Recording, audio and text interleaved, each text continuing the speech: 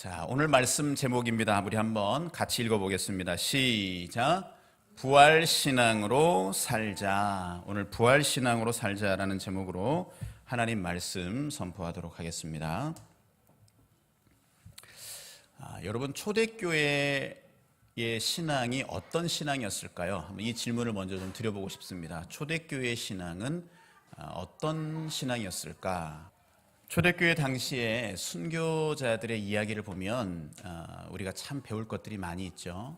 한 번은 유럽에 있는 예수님을 믿는 사람들에 대한 순교 이야기가 있어요. 어떤 이야기냐면 이들을요 한데 모아놓고 이제 처형 날짜를 기다립니다. 그런데 참 놀라운 것은 너희들이 예수를 부인하기만 하면 살려주겠다 이렇게 얘기한 거죠. 그런데 이 감옥 안에는요 이렇게 울타리가 있는데 위에가 튀어 있어요. 그러니까 여러분 생각해 보세요. 마당 같은 곳에 이렇게 울타리를 쳐 있어요. 그리고 이 울타리는요 얼마든지 내가 넘어가려고 하면 넘어갈 수 있는 그런 울타리입니다. 그러면 여러분 어떻게 생각하시겠어요? 얼마든지 내가 도망가려고 하면 그 울타리를 뛰어 넘어갈 수가 있다라는 것이죠. 그런데 이 순교를 기다리고 있었던 사람들 중에 단 한 명도 그 울타리를 넘어간 사람들이 없었다라는 거예요. 왜 이들은 그 울타리를 넘어가지 않고 죽음을 맞이했을까요? 그게 바로 부활신앙이었습니다. 부활신앙. 자, 여러분들과 함께 좀 나눠보기를 원하는 것은요, 부활신앙으로 산다라는 것은 무엇일까요? 오늘 한번 그거를 좀 살펴보기를 원합니다. 한번 좀 따라해 주십시다. 부활신앙으로 산다는 것은 과거로 사는 것이 아니라 미래로 사는 것이다. 네, 부활신앙으로 산다라는 것은요 과거로 사는 게 아니라 미래로 사는 것입니다. 자, 이게 무슨 말일까요? 세상 사람들은 고난이 주어질 때 과거의 일에 대한 인과응보로 봅니다. 내가 이런 잘못했기 때문에 이런 벌을 받는 거야, 이런 식으로 받아들이는 거죠. 그런데 부활신앙은요 반대입니다. 부활은 지금의 상황이 끝이라고 보지 않고 시작이라고 말하는 거죠. 그리고 지금의 십자가 또한 새로운 시작이 될 수 있다. 지금의 고통 또한 새로운 시작이 될 수 있다. 이렇게 바라보는 것입니다. 여러분, 창세기가요 성경의 시작인 것처럼요 부활도 새로운 시작입니다. 왜냐하면 이 부활로 말미암아 성령 강림이 시작되었고요, 이 부활로 말미암아 교회가 시작되었고요, 이 부활로 말미암아 이방인의 회심이 시작되었다라는 것이죠. 그리고 유럽의 복음의 문이 열리기 시작했습니다. 여러분, 욥기에 보면 욥의 친구 중에 엘리바스라는 친구가 있어요. 이 친구가 욥이 고난을 당하자 이렇게 얘기합니다. 차라리 하나님을 원망하고 죽어라. 이렇게 얘기합니다. 차라리 하나님을 원망해라. 그런데 욥은 욥기 23장 10절에서 뭐라고 얘기하냐면 이렇게 얘기해요. 나의 가는 길을 오직 그가 아시나니 그가 나를 단련하신 후에는 내가 무엇같이 정금같이 나오리라. 이렇게 고백하고 있습니다. 욥에게 있어서 고난은 끝이 아니라 하나님의 단련을 통해 정금같이 나오기 위한 시작이었다라는 거예요. 그렇기 때문에 욥은 현재의 고난을 과거에서 찾으려고 애쓰지 않았습니다. 미래를 바라보고 현재의 고난을 나를 단련하시는 훈련의 과정으로 보았다라는 거예요. 그렇기 때문에 낙심하거나 원망하거나 불평을 쏟아놓지 않았다라는 것입니다. 여러분, 인과응보는요 과거의 얽매여서 현재의 나를 보게 만들어요. 그러나 부활의 능력을 믿는 사람은요 미래를 바라보면서 현재의 나를 새롭게 한다라는 것이죠. 비록 고난과 절망이 우리 앞에 놓일지라도 결코 넘어지거나 쓰러지지 않는다라는 것입니다. 제가 지난 수요일에 부모 교육 세미나에 좀 다녀왔습니다. 우리가 5월 달에 이제 강의하실 그 강사님이 또 이렇게 진행하시는 세미나인데, 여기 가서 이제 보면은 상담 전공하신 분들, 상담사로 활동하신 분들이 많이 오셔요. 그래서 같이 교육에 참여했는데, 부모에 대한 교육의 핵심이 뭐냐 하면 이런 거예요. 자녀의 문제는 사실은 부모의 문제라는 거죠. 우리는 자녀의 어떤 나타난 현상을 고치려고 애쓰는데 그 아이가 올바르게 성장하기 위해서는 누가 고쳐져야 되냐면은 부모가 고쳐져야 되는 거죠. 그럼 왜 그런 자녀들이 만들어졌겠어요? 바로 부모 안에 있는 아픔과 상처가 자녀에게 고스란히 전달되는 거예요. 그럼 또 한번 질문해 보겠습니다. 그렇게 자녀를 향해서 아픔과 상처를 주는 이 부모님은 어떻게 그 아픔과 상처를 받게 되었나요? 바로 그의 부모님으로부터 물려받았던 것들이다라는 거죠. 사랑하는 여러분, 우리가 어떻게 건강한 자녀들을 키워낼 수 있겠습니까? 우리 때에, 나 때에 내가 받았던 부모로 받던 아픔과 상처가 있지만 그것을 끊어낼 때에만 건강한 자녀들을 키워낼 수 있다는 것입니다. 사랑하는 여러분, 부활의 주님 바라보시면서 새롭게 시작할 수 있기를 주님의 이름으로 축복합니다. 너는 이제 끝났어. 너는 안 돼. 이렇게 말하는 것은 사단의 속임수예요. 여러분 여기에 속지 마십시오. 우리는 오늘도 다시 시작할 수 있습니다. 한번 따라해 주십시오. 나는 다시 시작할 수 있다. 다시 살아날 수 있다. 다시 변화될 수 있다. 할렐루야. 아멘. 자, 그리고 두 번째, 부활신앙으로 산다는 것은 무엇이냐면요, 한번 따라합시다. 그 미래로 이끄시는 주님을 주인으로 모시는 것이다. 부활신앙으로 산다는 것은요, 과거로 사는 것이 아니라 미래로 사는 것이고요, 두 번째로 그 미래로 이끄시는 주님을 주인으로 모시는 거예요. 로마서 4장 25절에 있는 말씀 한번 좀 찾아보십시다. 자, 찾으셨으면 아멘. 로마서 4장 25절 신약성경 245쪽에 있습니다. 자, 한 분도 안 찾으셔서 아멘 안 한 거죠? 자, 찾으셨으면 아멘. 같이 읽습니다. 예수는 우리가 범죄한 것 때문에 내줌이 되고 또한 우리를 의롭다 하시기 위하여 살아나셨느니라. 아멘. 우리를 의롭다 하시기 위하여 부활하셨다라는 거예요. 이 말씀은 예수님이 십자가에 죽으신 것이 내 죄와 어떤 관련이 있는지를 부활을 통해 보여주는 거예요. 예수님이 내 죄를 위하여 십자가에 죽으셨는데 부활은 따라합시다. 부활은 죄 사함의 확증이다. 좀 말이 어렵지만 정말로 내 죄가 사해졌다라는 확실한 증거가 뭐냐? 그게 부활이라는 거예요. 부활로 말미암아 나를 의롭다고 인정해 주셨다라는 거죠. 죄의 문제가 해결되었기 때문에 의롭다라는 것이는 거죠. 에베소서 2장에 보면 1절에서 3절에 보면 인간의 실상이 나와 있어요. 찾진 않겠습니다. 우리 모두 다 허물과 죄로 죽었고 어두운 영을 따르는 자들이었고 본질상 진노의 자녀들이다라고 이렇게 기록되어 있어요. 그런데 우리를 예수님께서 십자가에 죽으심으로 우리 죄를 대속하시는 속죄의 제물이 되셨고요, 거기에 나오는 말씀이 부활은 그 죄가 사해졌음을 보여주는 확실한 증거라는 것이죠.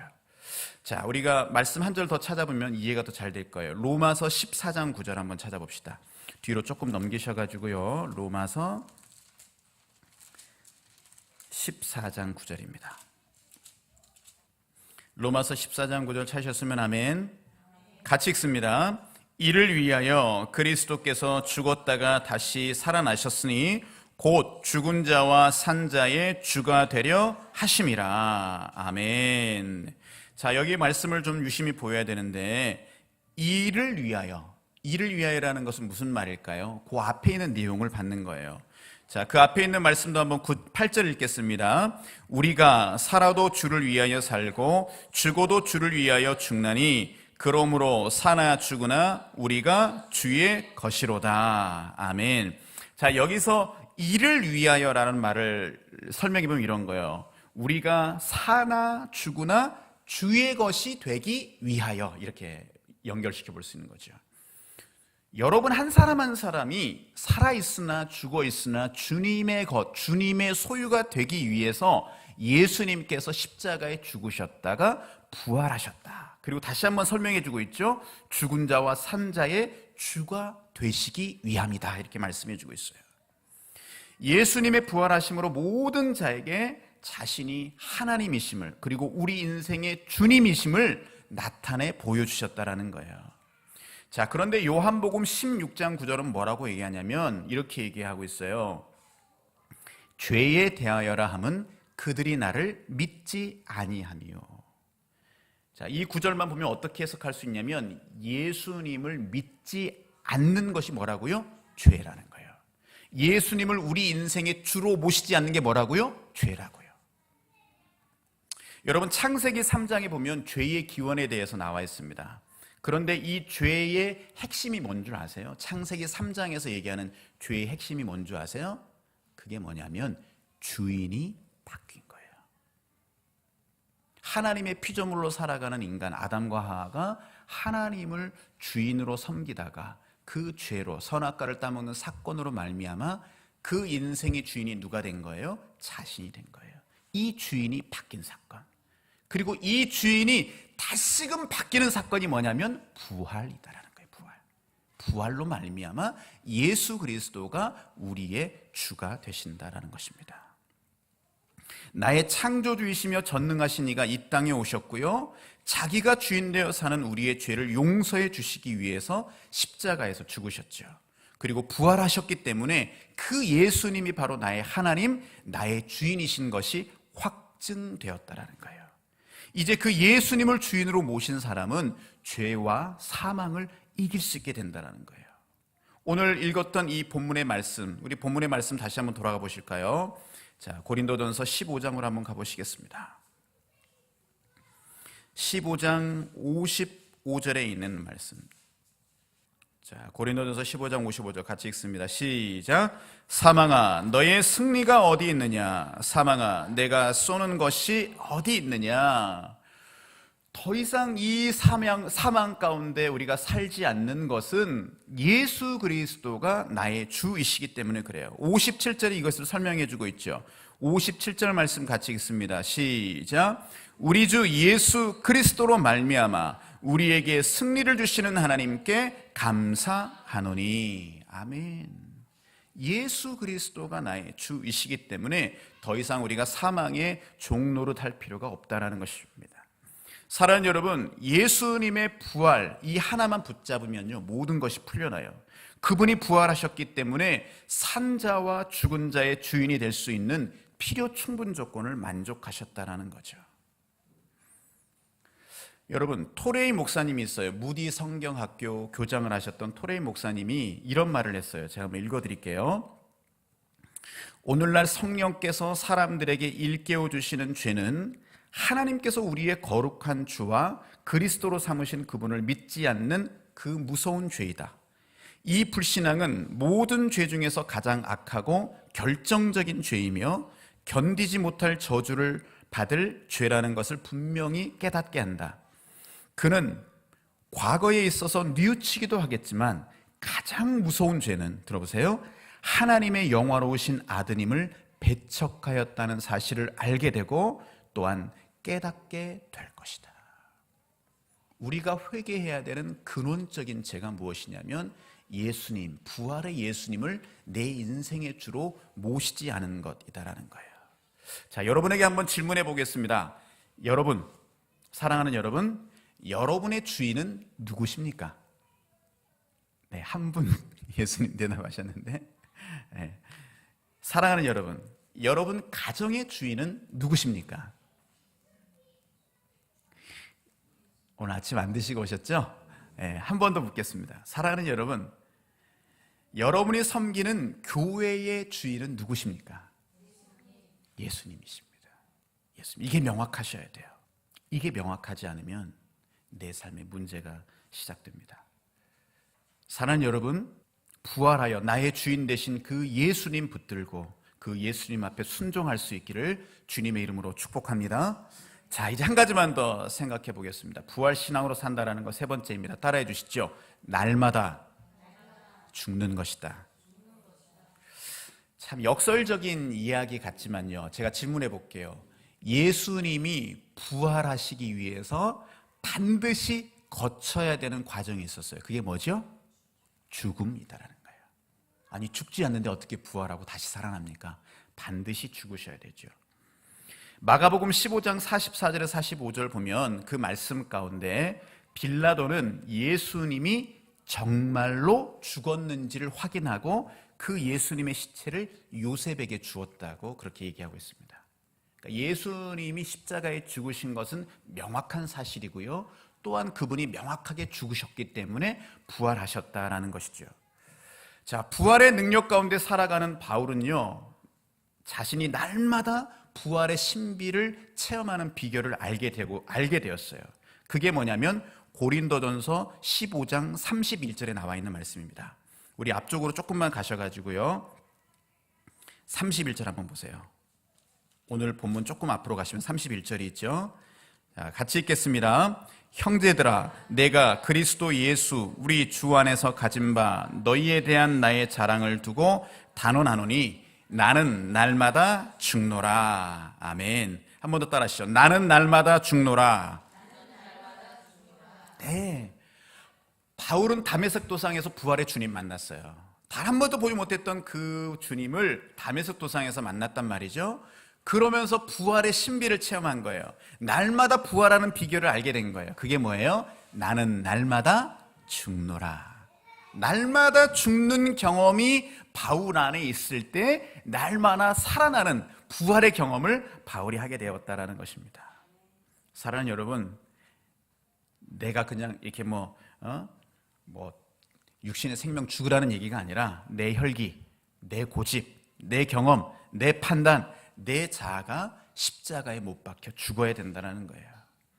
한번 여러분 질문해 보겠습니다. 혹시 내 자아가 내가 덜 죽어 아직도 부활을 온전히 경험하지 못하고 있지는 않습니까? 한번 여러분 생각해 보기를 원합니다. 자, 여러분, 가정에서 문제가 왜 일어납니까? 그럼 여러분 뭐라고 대답하시냐면 내가 죽지 못해서, 이렇게 대답하는 거예요. 자, 한번 대답해 봅시다. 여러분, 가정에서 문제가 왜 일어납니까? 그렇게 해서 죽겠어요? 좀 이렇게 막 통곡하면서 내가 죽지 못해서, 좀 이렇게 좀 리얼하게 좀 한번 해보세요. 자, 한 번 더 하겠습니다. 여러분, 가정에서 문제가 왜 일어납니까? 내가 죽지 못해서. 여러분, 직장에서 문제가 왜 일어납니까? 내가 죽지 못해서. 여러분, 교회에서 문제가 왜 일어납니까? 내가 죽지 못해서. 내가 죽지 못해서. 자, 한번 따라해 봅시다. 나는 시체다. 따라합시다. 시체는 말을 못한다. 시체는 느끼지도 못한다. 한 번 더요. 시체는 밟아도 꿈틀거리지 않는다. 이게 시체입니다, 여러분. 시체로 사시는 거예요. 저도 주중에 한번 시체로 한번 승리한 적이 있어요. 여러분, 시체로 사셔야 돼요, 시체로. 제가 영상을 하나 준비했는데 지금 이게 플레이가 안 될 가능성도 있는데 한번 해보고, 되면 보고 안 되면 바로 다음 시간으로 넘어가겠습니다.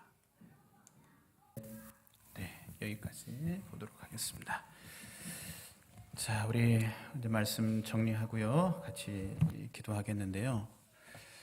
사랑하는 여러분, 부활의 능력으로 산다라는 것, 부활 신앙으로 산다라는 것은요, 과거에 묶여 있는 것이 아니라 미래를 바라보고 살아가는 것입니다. 그리고 부활의 신앙으로 산다라는 것은요, 부활의 주님, 그 예수 그리스도를 내 인생의 주인으로 모시는 거예요. 그리고 나는 날마다 주와 함께 죽는 삶을 살아가는 것이 바로 부활을 경험하는 것입니다. 사랑하는 여러분, 오늘도 나의 본성, 날마다의 십자가에 죽고 예수님과 함께 날마다 부활할 수 있기를 주님의 이름으로 축복합니다. 우리 함께 찬송하고 같이 기도하겠습니다. 내가 주인 삼은 모든 것 내려놓고, 이 찬송 우리 1절만 부르고요, 같이 기도합시다.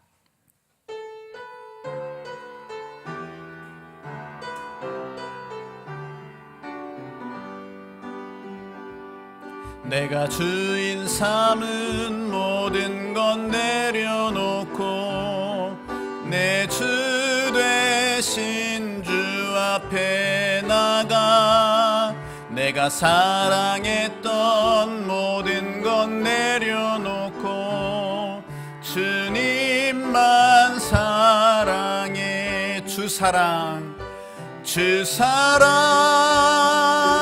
거친 풍랑에도 깊은 바다처럼 나를 잠잠케 해. 주 사랑, 내 영혼의 반석, 그 사랑 위에 서리.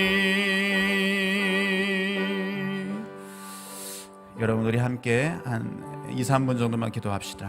여러분 마음 가운데 한 번 더 질문합니다. 여러분, 예수님이 누구십니까? 질문을 바꿔보겠습니다. 여러분의 주인은 누구십니까? 예수님께서 우리의 주인 되시려고 부활하셨습니다. 그 부활하심으로 말미암아 그분은 우리의 주가 되심을 확증하셨습니다. 여러분, 우리의 삶의 문제가 왜 일어납니까? 내가 주인 되기 때문에. 우리의 가정의 문제가 왜 일어납니까? 내가 주인 되기 때문에. 우리의 교회에 왜 문제가 일어납니까? 내가 주인 되기 때문에. 여러분, 이 시간 부활의 주 앞에 굴복할 수 있기를 원합니다. 그리고 날마다 내가 주님으로 죽고 주님으로 살아나는